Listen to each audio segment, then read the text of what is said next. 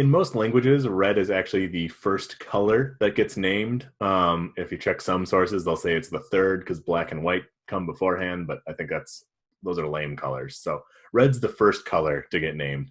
Do you guys have a guess of what the second color to be named is? Well, it's either black or white. You literally just said that. So after those. It's second after red, yeah. Blue, Dabadi. Green, because there's so many trees. We got Matt with blue. We got Nicole with green. Eric? I think I agree. It's gotta be blue because you have the Bloods and the Crips. There's no. Actually, you know what? Green makes sense though because it's in so much of. I'm gonna go with green. I agree with Nicole. I'm gonna go green. Yeah, I'm gonna go with peaceful blue because my wife just picked that out for our bedroom. It's just that one Pantone. Yeah, I told you guys settled on one. And she said it was the second color ever picked, so not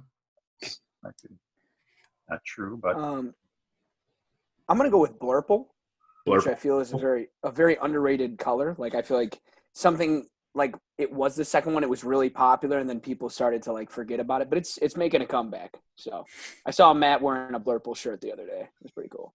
That was a great looking shirt. Good. A V-neck. Yeah. It was not Blurple. It was not blue, but it was green.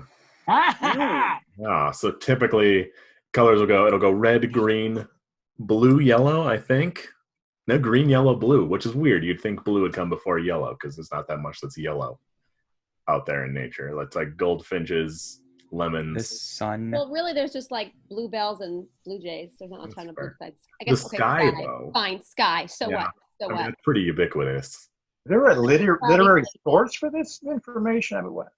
Somebody actually found this and linguistics experts? Yeah, that's a good question. You got to go back pretty far, and I'm sure there's no like video footage of people coming up with the colors and like naming the colors. Well, I think they invented writing before they started naming colors. Like colors are really? You don't need that. It's not like the first thing it's like food and fire are important. And then you get the colors later. So someone drew a picture of a color? Because that's not really how that works. Well, that's why it took a long time. Don't you think there's an oral tradition about colors? Like, hey, stay away from that red-haired lady. And they'd be like, oh, and for years it was an orange-haired lady.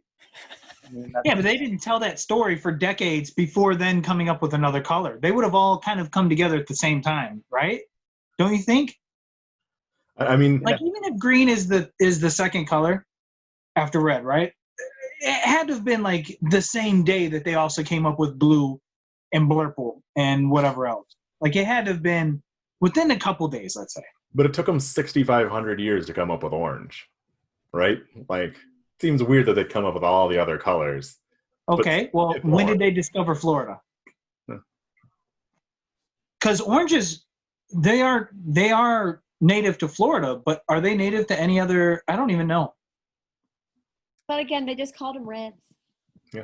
Reds, yeah. This is delicious red. I feel so healthy now. It just sounds wrong. But then people were confusing them with apples and strawberries. It got really... Confusing orange with the strawberry, you got bigger problems. All right, that's today's trivia. If you guys have any trivia that you have about the color red that you want to share, please feel free to comment or let us know on Facebook. Shoot us a text, send a carrier pigeon, write it on a note, tie it to a brick, throw it through one of our windows. However you want to get it to us, you do you. If you have a topic of trivia that maybe you'd like to see, you can contact us by any of those methods I just mentioned. And thanks again to everybody joining from the Improv Playhouse. We always love your support.